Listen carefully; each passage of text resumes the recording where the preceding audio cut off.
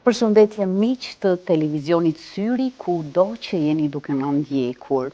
Kemi kaluar javën kështu së bashku me plotë për plot aktivitete dhe kjo ashtu na gjen bashk në programin tashmë të përjavshëm me Elditën.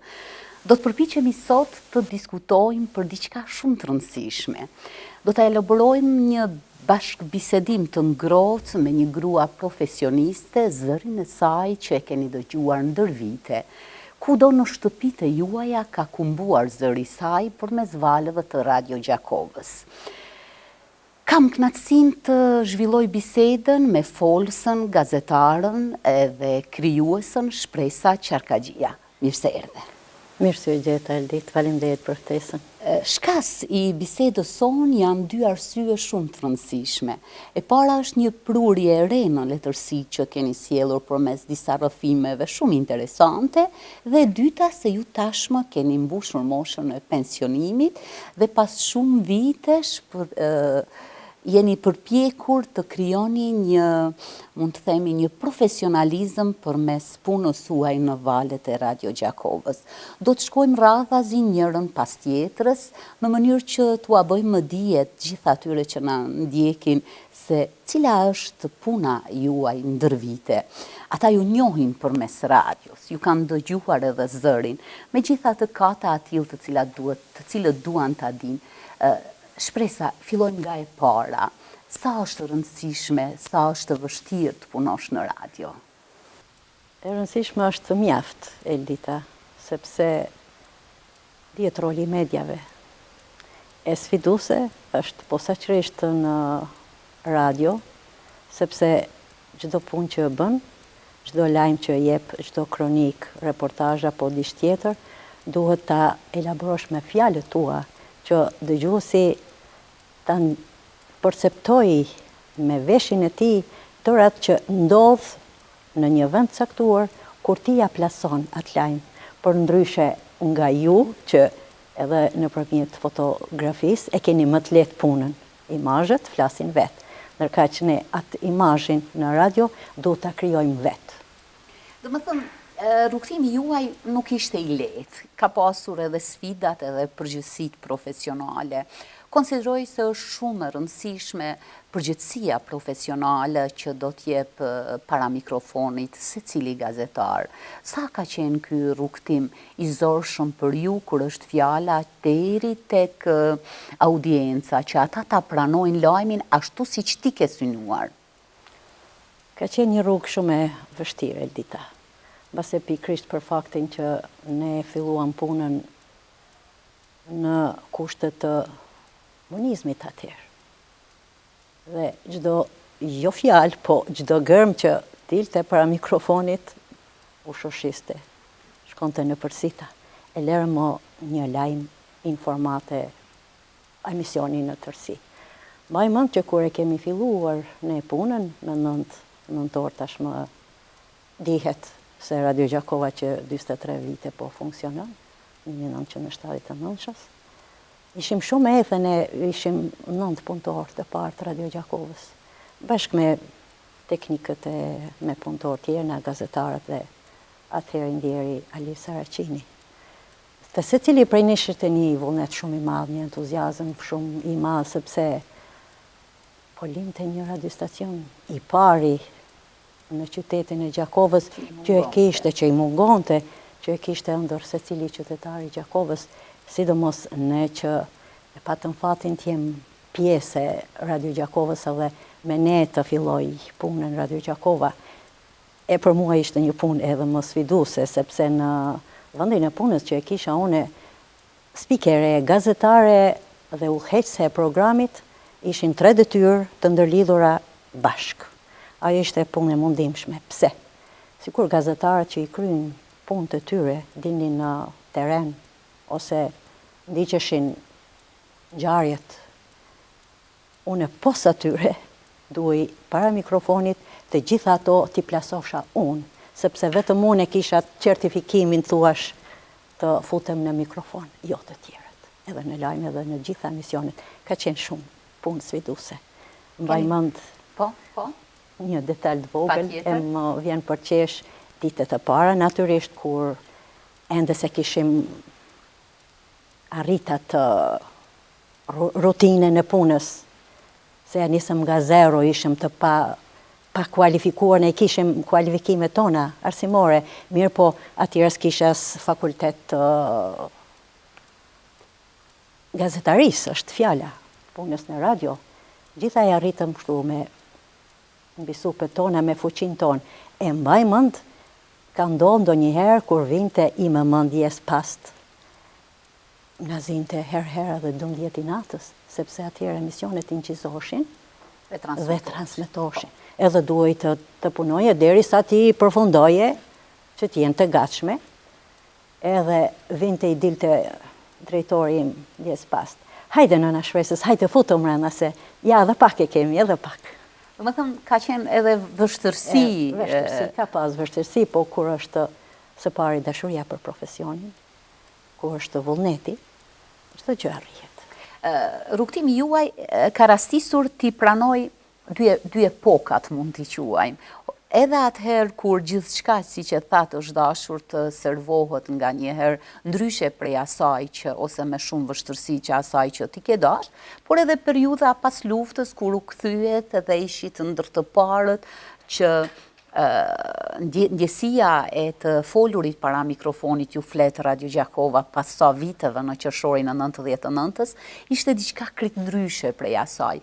Sa ju mungonte radioja në atë kohë kur nuk punonit? Dur atë periudhë 9 vjeçare unë e kam kaluar me lot, Eldita.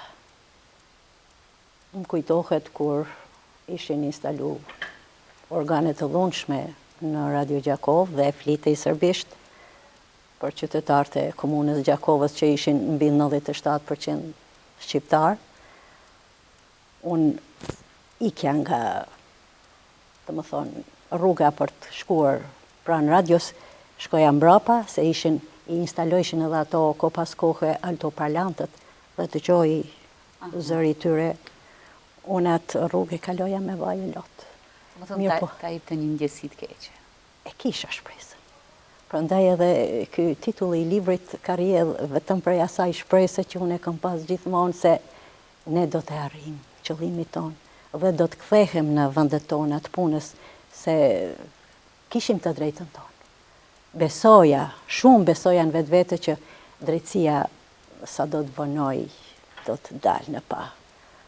Sa e bën të dallueshëm interpretimin e lajmit kur duhej të ishte para viteve të 90-a i cenzuruar, ndërka që pas viteve të 90-a në periudhën e pas luftës, gjithçka fjala e mendimit ishte më e lirë.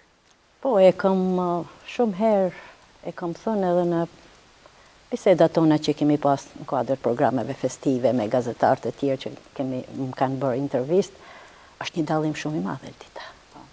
Atje kishe një përgjegjësi shumë madhe. Kur që para mikrofonit dhe kur të fillojshe të flasësh, e kishe atë përgjegjësi ashtë të madhe, sa gjithmonë i kishe ethet me vete.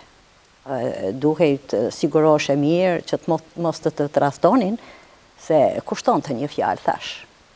Mirë po ajo neve na ka ndihmu shumë.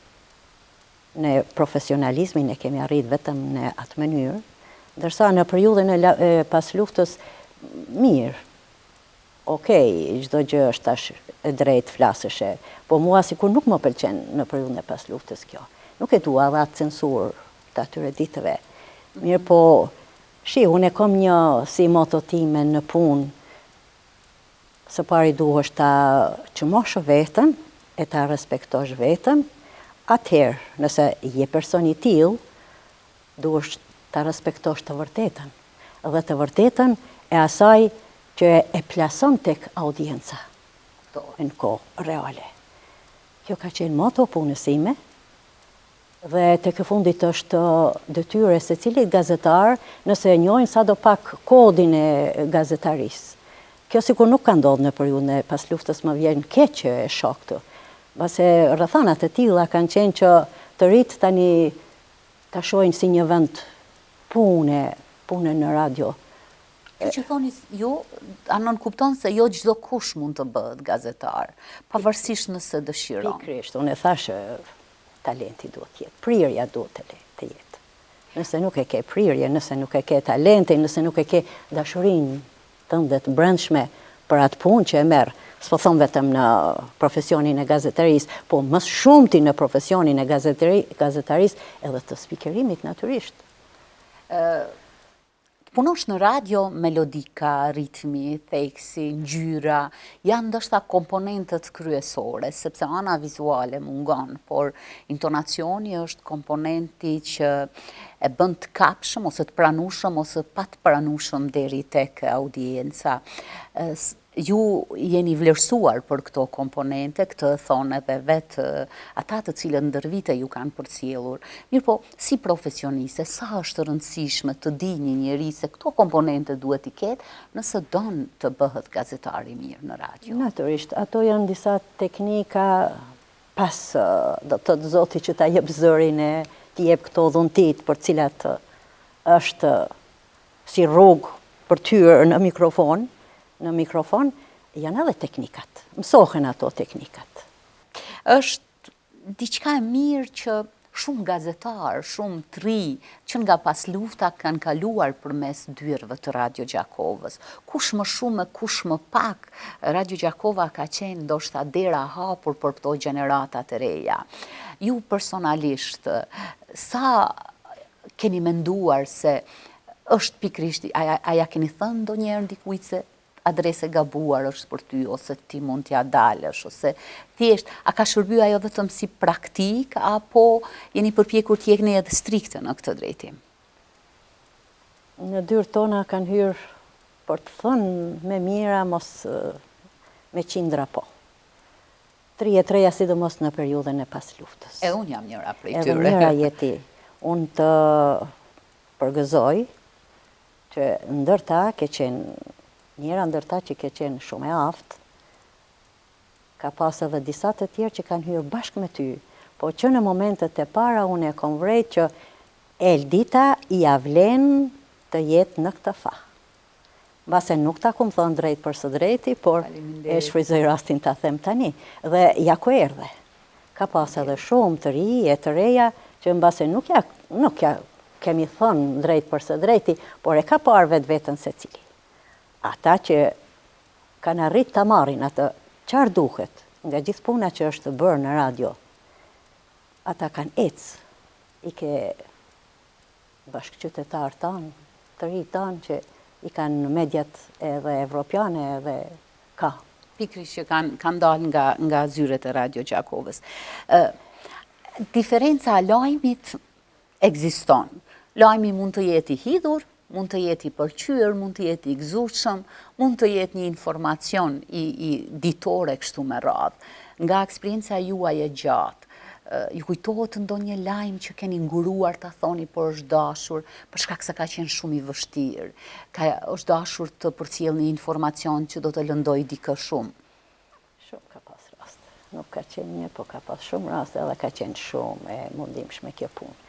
Dhe duhet ta them, mbase e hum modestin, por duhet ta them se asnjëri tash po flas për periudhën e pas luftës, e në periudhën e para luftës deshta unë e kam pas detyrën të futem në studio. E në periudhën e pas luftës, pastaj secili gazetar që ka bërë lajmin e vet, ka mund të futet edhe ta thotë. Vetëm do ta veçoj kur kanë pritëshin bashkë qytetarët tanë, se ishte rasti i gjykimit të grupit 143, plus 2 të djemve tanë që ishin të burgosur, për i të gjykimi i tyre, dhe ju dha një dënim drakonik, jo vetëm në përshtëpit të tyre, por qytetarët ishin mbledhur edhe në qytet, pritëshin familjarët. Ne tash do të mundohem të mbahem, ne kishim jetët të mdhaja. Kërkush nuk e merr ke mundimin të futet, ta lexoj atë informacion që kishte ardhur. Më kujtohet që më tha Zuka, merre bashkëpesë ti e fort, merre hindi. Edhe u futa me mundimin më të madh. Mirë po deshi Zoti që ajo informate hidhur pastaj pas 2 viteve u lirun djem tanë edhe erdhen Gjakov. Ka edhe shumë rastet të tjera, por ky është rasti që unë nuk e harroj edhe e kam citu në libër. Është shumë e rëndësishme të kuptojmë gjithmonë që lajmet që sjell radioja janë lajmet të shpejta, të cilat përkojnë me kohën reale. Çfarë e bën të dallueshëm një lajm nga një lajm tjetër, që të mos përsëritet, sepse shumë shpesh lajmet janë korreale, nëse del me vonesë, ai mund ta humbë ndoshta atë mirën që mund ta përcjell. Pikërisht, mirë e the. Televizioni e radio janë media që duhet ta plotësojnë automatikisht, mundësisht nga vendi ngjarjes aty ku të ndodh lajmi, jo më tutje. Unë e kam këtë parimtimin, se udhëheqi programin e pasditës, redakturën.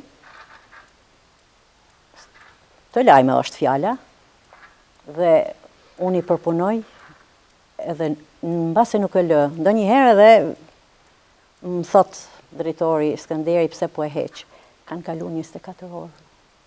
Te unë ky lajm nuk shkon. Mjafton 24 orë. Duhet të plotësohet, të freskohet edicioni i lajmeve. Do të thotë kjo intenca e medias që të jetë sa më afër dëgjuesit, sa më afër shikuesit, lajmi të jetë shumë i freskët. Nuk është gazetë, është radio.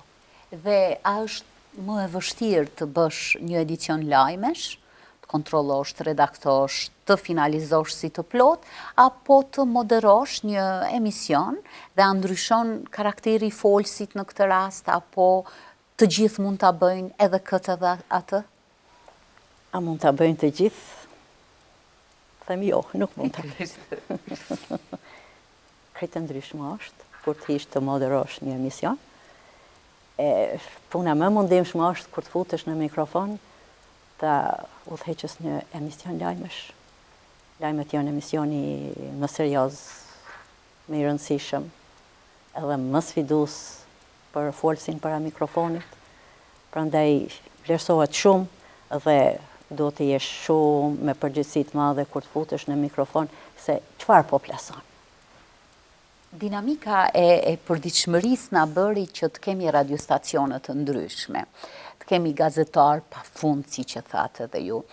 E të dëgjojmë ndoshta edhe zëra të cilët vinë me diskurs nga vendi ku vinë, pa qenë një diskurs letrar, një diskurs që do të plotësonte kërkesat e programit që ka.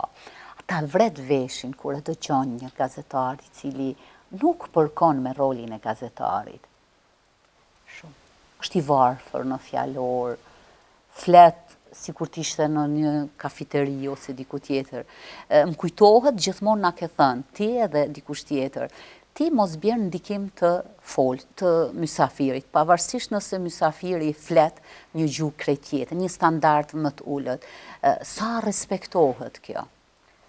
Po që se duhet të jesh një media profesioniste, ose një punëtor që njeh profesionin shumë mirë, është e vërtet që nuk duhet të bish jo vetëm në ndikimin e mysafirit që e ke ftuar, por në ndikimin e rrethit. Unë e kam pas një vështirësi të madhe, dita se unë që nga fillimi kum folë rrjedhshëm. Pastaj edhe studimi i gjuhës shqipe, nuk më ka penguar shumë. Jam ndrojtur para mikrofonit, mës me këto rëjat, që Gjakova i ka theksuar si amerikanët, të jenë pak më të lehta se tingëlloj ke shumë ajo, edhe pak e grith këtë mikrofonin. Por, në Gjakov flasim ashtu, sikur ne e kemi theksin tonë. Nuk mund edhe ta ndryshojmë në mikrofon, duheshe ta ndryshoje pak, por jo dhe në atë masa të dilje nga vetvetja dhe mos të njihnin njerëzit kush je ti.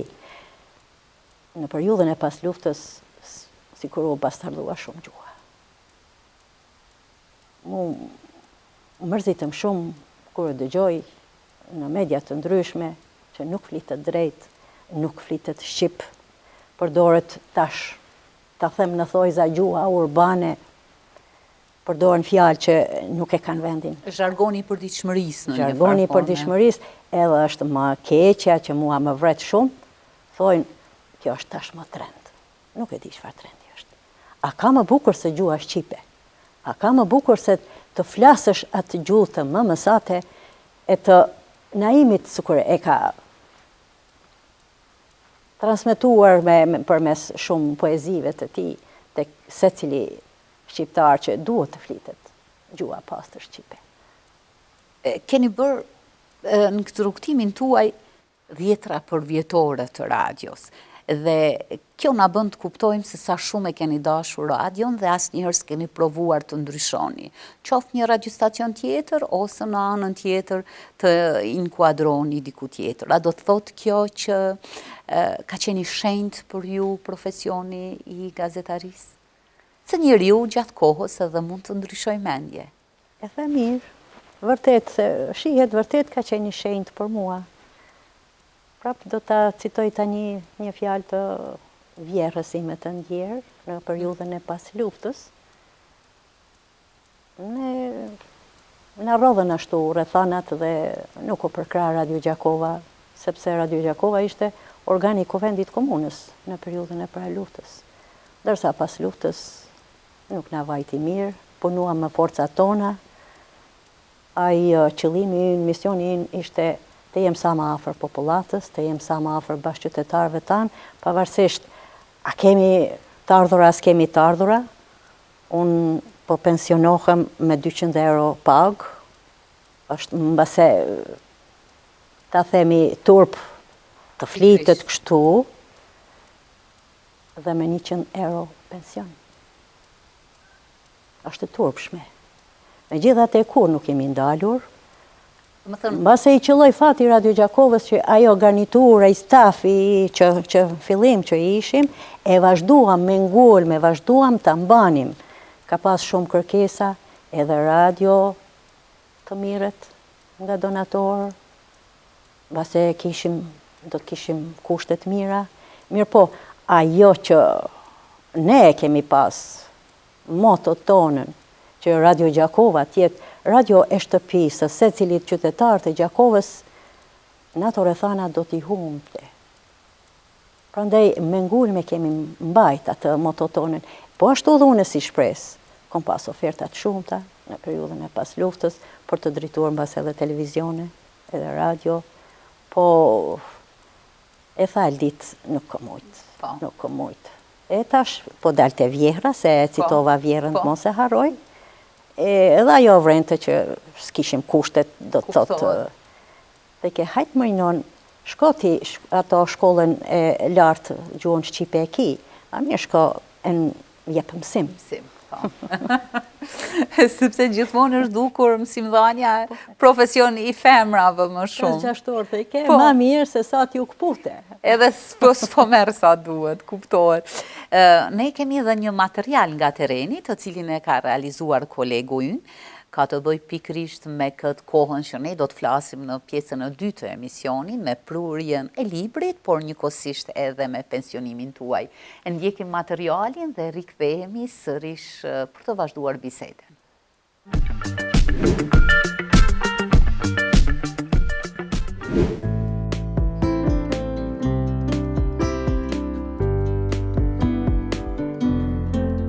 Ishte viti 1979 kur hyri për herë të parë në Radio Gjakovë.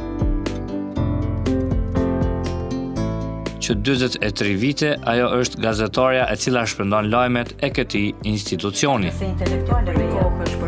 Profesionin e gazetarës e ka filluar nga mosha 21 vjeçare, e sot është në kohën e pensionimit. Përshëndetje të nderuar dëgjues nga studio e Radio Gjakovës. Ju ftojmë të ndiqni edicionin qendror të lajmeve. Zëri i saj karakteristik ka mbetur gjatë në mendjen e dëgjuesve të Radio Gjakovës. 9 nëntori i vitit 79, siç dihet, është fillimi i punës së Radio Gjakovës dhe na 9 punëtor të parë këtu që ishim, na kishte rënë shumë pak të bënim përgatitje sepse diku një muaj ditë. Neve na ka ndodhur të bënim përgatitje dhe të fillojmë programin me rëmand për një muaj që askush s'kishte punuar në media, që kishim dalë unë nga fakulteti, të tjerët po ashtu, ishim të ri shumë, mirë po kishim një vullnet e entuziazëm të madh, edhe filloj puna, treguam sukses. Gjatë karrierës ka pasur edhe momente të vështira, sidomos vitet 90-ta të masave të dhunshme kur okupatori serb i largoi nga puna punëtorët nga shumë institucione si dhe gazetarët. Ty korriku i vitit 90 kishim në studio veprimtarët Skënder Berisha, atë botë drejtari i Jugobankës Zagrebit, dhe vëllezërit Kushnini i kisha në studio që u shpall deklarata kushtetuese të kurrikut. Pas 3 dite, u mbyll programi me 5 korrik. U mbyll programi Radio Gjakovës, edhe Radio Gjakova ka qenë e para media në cilën hyn masat e dhunshme edhe u mbyll programi. Unë atë ditë kisha për të përcjell një mbledhje të Këshillit Ekzekutiv të Kuvendit Komunës. Dhe për fat keq, fëmijët e mi, atë i kisha veçel, i kisha këtu, i kisha lënë tek kolegët. Për një moment, ende pa u përfundu mbledhja, më vje sekretari i Kuvendit edhe më thot, shpres, e kanë marrë policia radion. Unë orën qetha ishim me Zia Hasimin me kolegun, dhe unë Zia në lash mbrapa, me të katërat, erdha. Kur erdha me tyta, me të endhëm armatosu, pëm stot të më linin tyja. Tash unë këtu punoj, edhe me vendosmëri, ata pus prapsën. Edhe unë e hypi shkallëve lartë. E mi kishte marrë drejtori Alis Raqini, atë botë, drejtori radios, ishte kam dorë. Ishin frigu. Megjithatë unë i mora fëmijët, zbrita poshtë, më treguan si ndodhi, në arrinte policit e dera, unë e kisha të lanin, unë e fillova të shkruaj raportin, kivësi Krasniqi i ndjerë past gazetari programi 2 Radio Prishtinës, kemi pas mirësi shumë të madhe, edhe për më thot, shtrigo, si e sot, e më njofti në zë që më nuk isha mirë. Thash, hivzi, me sot për më duke që të gjë është fund, me gjitha te thash unë do të jap raportin, edhe unë e ipsha raportin. Policirin të dera, i armatosër. E përfundum, edhe i kishkoj në shtëpi. I shoj në ngjarjet e ditës të orës 15, shoh si qëndron situata. Filloi emisioni i ngjarjeve të ditës në orën 15 të Radio Prishtinës. Si u bë 5 minuta, u mbyll televizioni, pastaj u mbyllën radio tjera. Radio Apar ka qenë, Radio Gjakova. Shpresa Qarkalgjia nuk ka harron kur ditën e çlirimit me 14 qershor 1999 kur zëri i saj lajmëroi lirinë nga valët e Radio Gjakovës. Kolegu i saj prej fillimit të karrierës thotë se bashkëpunimi me të ka qenë gjithmonë i këndshëm.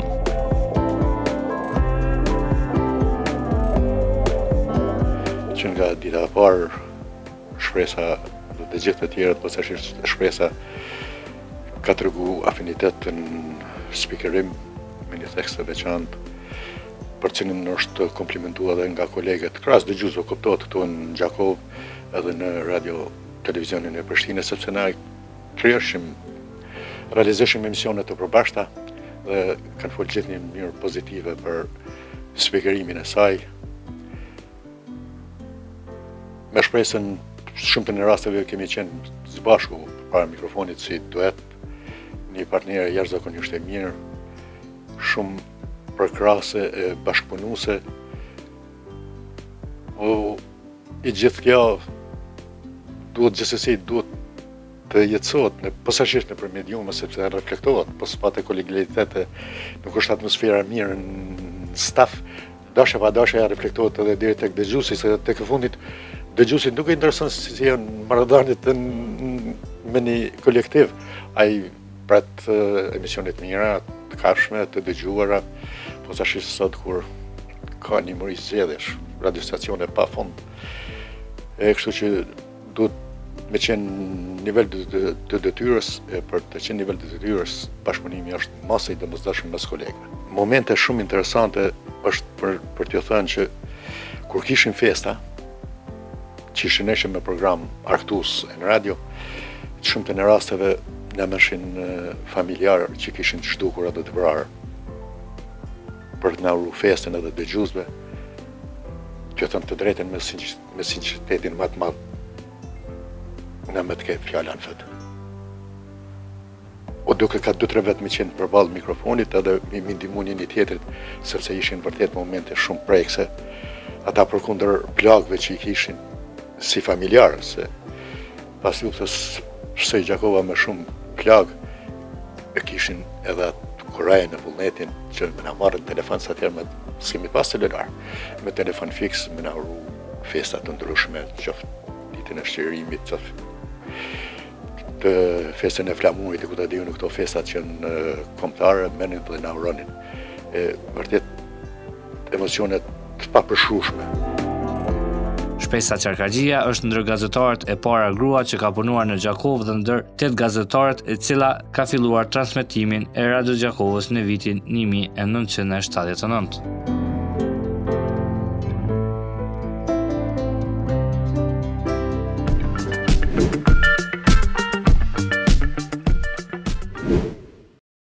Nuk ka më mirë se kur ti mbush të 65 dhe të vazhdosh prap punën. Kjo do të thotë se mikrofoni e donë zërin e shpresës, e këtë e thonë edhe të tjerët, ata të cilët kanë bashkëpunuar me shpresën ndër vite.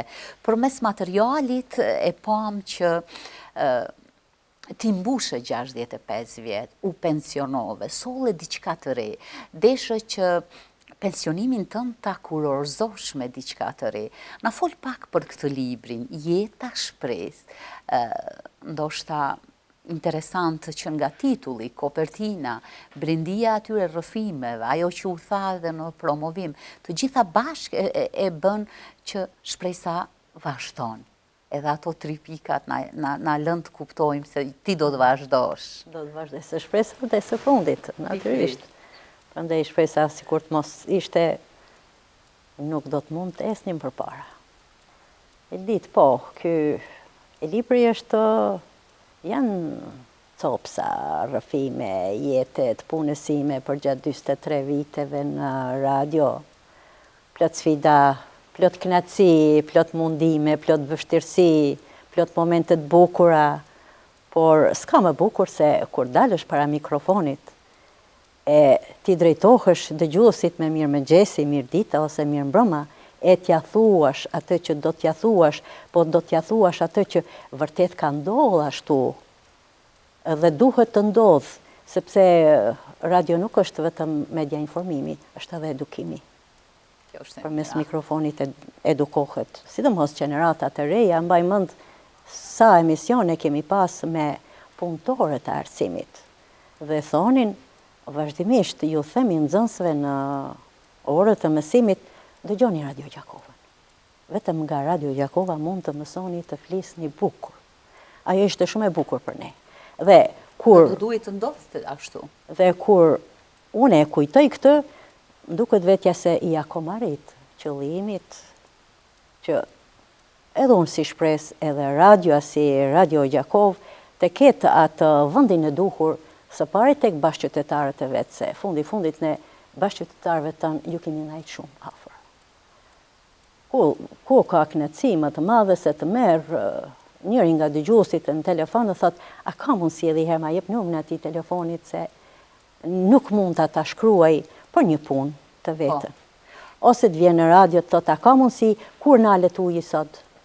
Kur nalet drita sot? Do më thënë jeni burim informacioni. Jeni burim informacioni, i besueshëm është fjala, i besueshëm, se kur ta beson diçka, atëherë edhe e pyet pa ngurim. Pse zgjodhe ti rrëfesh në këtë formë ato përjetimet tuaja? Dhe apo atë ndonjë moment dobësie ose thjesht frike nëse ta hedh në letër edhe këtë rrëfim timin?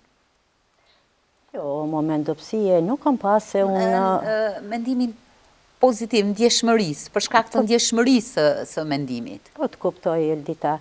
Unë për ndryshe unë e kam shkruar edhe që nga bankat e shkollës, se të mira kanë qenë, të mia kanë qenë ndër më të mirat, jo vetëm shqip, por edhe anglisht. Mbaj mend që vinin nxënësit, domethënë gjenerata ime edhe nga klasë të tjera, e më thonin shpresa ka mundësi shpejt më shkru diçka, i mbaj mend këto, gjithmonë më ka shkuar, po edhe për të folur kam fol, pa ka shumë mirë, E kom desht shumë gjuhën, kom lexuar shumë. Mbaj mend kur ulesha të lexoj, nëse më pëlqente shumë ai libër Eldit, unë nuk ndalojsha, as nuk hajsha drekën pase ose edhe darkë, edhe më qortonte i me më, thonte lere më atë libra, hajde se koha e ngrënjes. Kam qenë shumë e flakt për të lexuar, për të shkruar, jo poezi, prozë.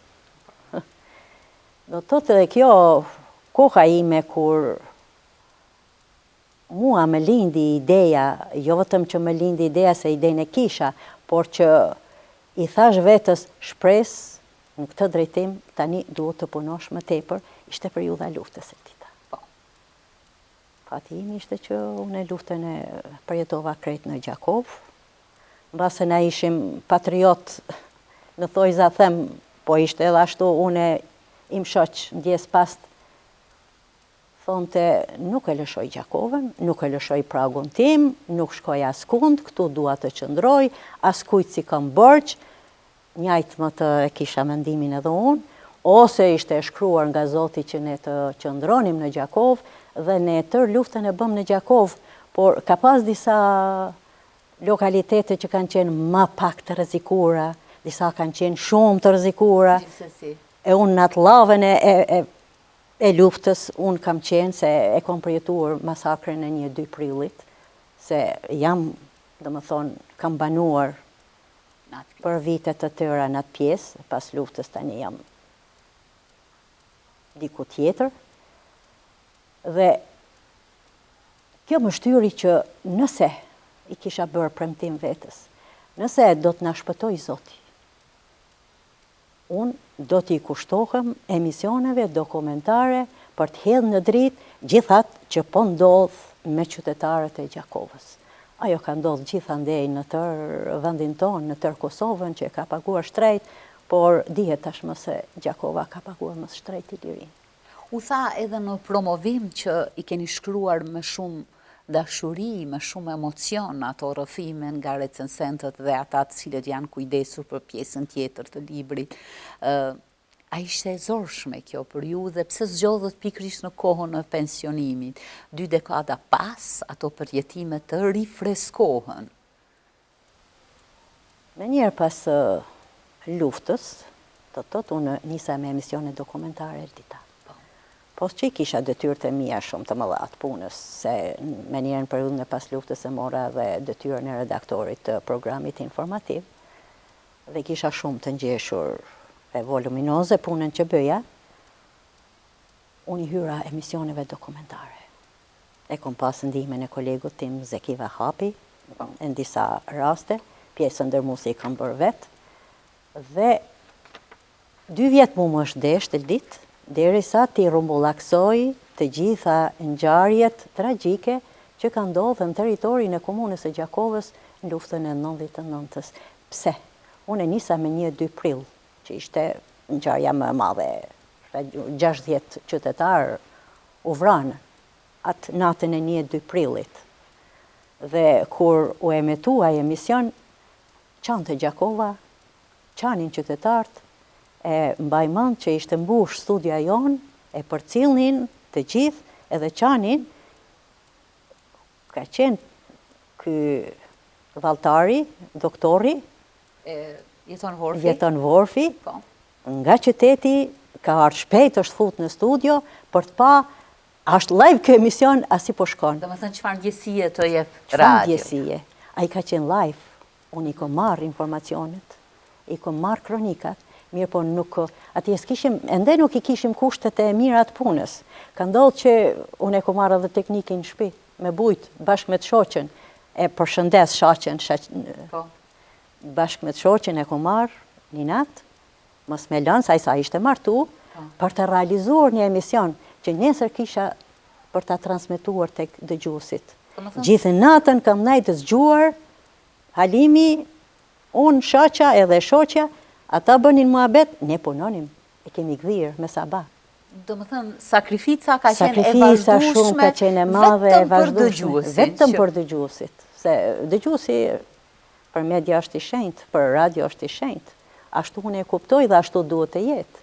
Edhe ashtu duhet je, keni të drejtë. Aktualisht ndani jetën mes Tiranës edhe Gjakovës. Sa ju bën kjo dinamike e jetës suaj mirë të ndiheni tani? Më ka bërë mirë, Eldita. Basa është pak e mundimshme.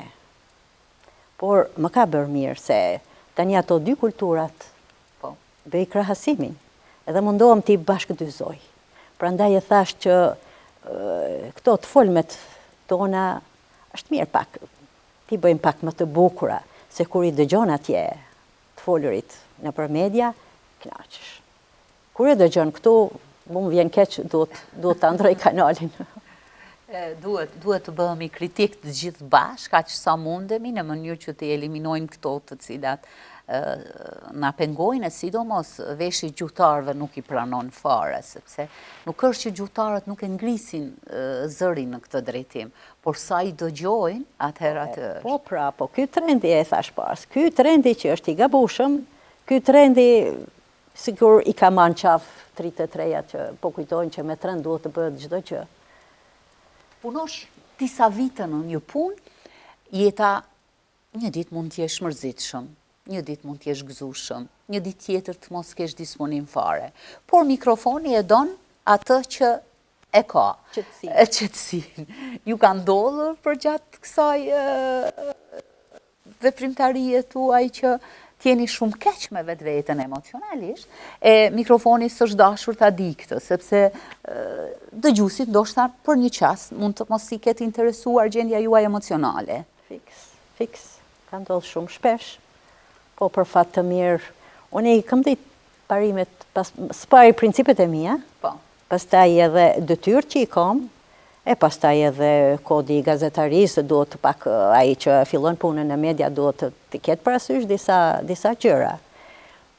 Çdo kuj që është futur në mikrofon, i kam thënë, kur të futesh në mikrofon, asgjë nga jeta personale nuk duhet të sillet në kokë.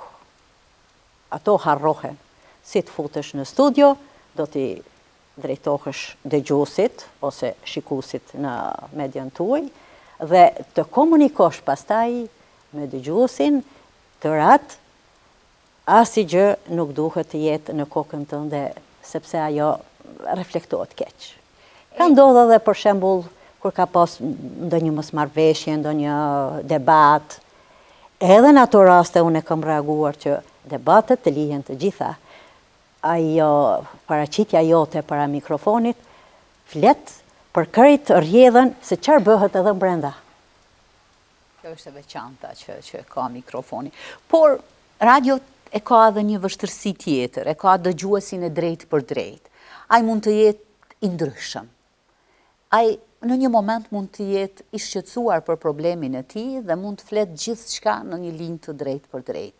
Dikush tjetër mund të përmendë emrin e dikujt tjetër që ndoshta nuk është ai autori i atij problemi, por nga mosnjohja e komplet rrethana ai mund ta citoj. E këto rrethana janë të vështira për atë që e moderon. Si i keni menaxhuar? Nuk është që s'keni pasur, se e di se pafund ka dëgjues. Jo, edhe pafund emisione të tilla që janë realizuar nëpërmjet është hap mikrofoni. Edhe kanë fol dëgjuesit drejt për së drejti, po për fatin ton, edhe si radio, edhe si shpresë që unë i kom udhëheq ato emisione, i kom pas emisionet e natës atëherë. Për fatin tim të mirë, asnjë gjë e keqe nuk ka ndodhur. Shumë e mirë.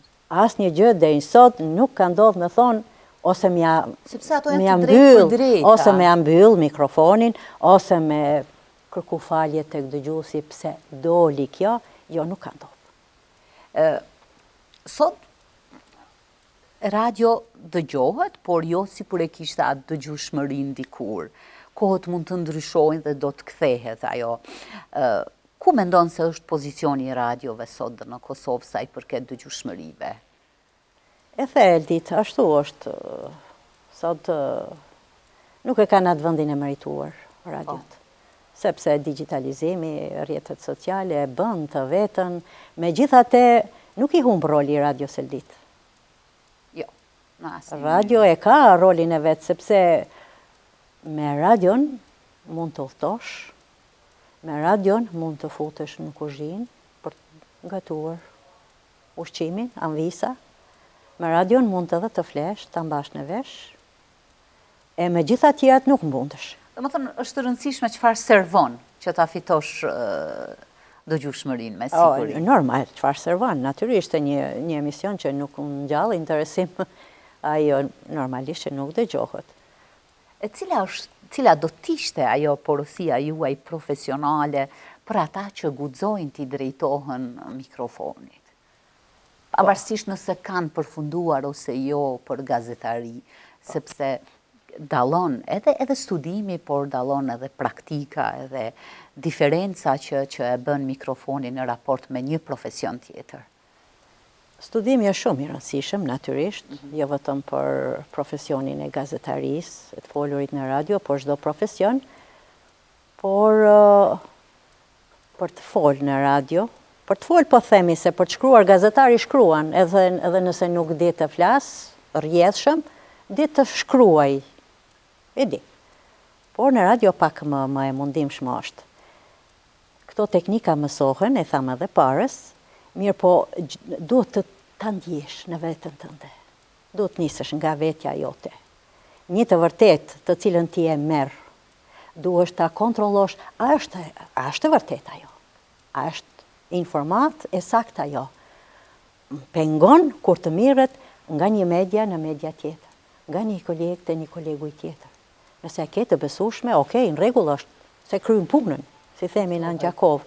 Mirë po, nëse nuk e ke të besueshme, edhe nëse nuk, sikur ndodh tash të plasohet, sidomos në këto media të shkruara, e ke titullin bombastik, ndërsa përmbajtja është 0, nuk janë të vlefshme. Për mua, vetëm nëse ke dashurinë dhe talentin për të kryer, kam dëshirë shumë, se na veç që u plakëm, do të ikim dikur. Kam dëshirë të kemi zëra, nuk kemi zëra. Kjo mua më dhem më shumë ti, më dhem për qytetin e Gjakovës, për radiostacionin e Gjakovës. Nuk kemi zëra. Kam dëshirë të kemi zëra. Mbase kemi zëra, mirë po ato talente duhet të zbulohen, duhet të vinë, të dalin në pa. Kisha, do të ndërlidhim për fund, kisha dikur gazetarin Fehim Kurhasani, mysafir, edhe mes tjera është tha, edhe pse jam pensionuar, punoj në radio, deri në një moment kur në atë zhargonin e humorit, tha deri në moment kur të më lënë radio mua, se unë jo. E dim Fehimi se sa i mirë është me ato emisionet e tij. Po me ju si qëndron kjo situatë? Po edhe unë e dit, nuk... Po më duket që s'po do më shkëput nga radio, ajo dashuria parë, do të vazhdoj edhe më tutje, derisa ta kem shëndetin. Kem nevoj për të pas zëra, dhashtë Zotit na vinë zërat mirë. Ajo ëndra ime ka qenë gjithmonë që kur unë të pensionohem, të kem njerëz të fortë, ta vazhdojnë rrugën tonë, atë që e plasuam deri sot. Ma vjen shumë rënd, ta kujtoj, ta mejtoj, që mbase një ditë unë do largohem, do të largohet Skënderi, Zuka, Francika, të tjerë. A ku do të mbetet në dur, të kujt do të mbetet radio? Inshallah na vinë kuadro. Kuadro të reja. Të reja, kuadro cilësore, që do të forcojnë edhe më tepër, që do të ecën përpara, që do të zhvillohet. Se ajo nuk është radio jonë, ajo është radio popullit, është radio qytetarëve të Gjakovës. Faleminderit shumë që ishit këtu me ne dhe me shikuesit tanë, u kënaqëm bashk, ju uroj shëndet edhe prurje të reja tjera në letërsi. Natyrisht mikrofoni ka qenë pjesë e pandashme juaja dhe do të vazhdon të mbetet. Faleminderit. Faleminderit edhe nga ana juaj, edhe juve suksese gjithë mirët. Ne ndami këtu bashkë duke ju falenderuar për vëmendje, lëm takim në një tjetër temë diskutimi. Mirëmbëjtje.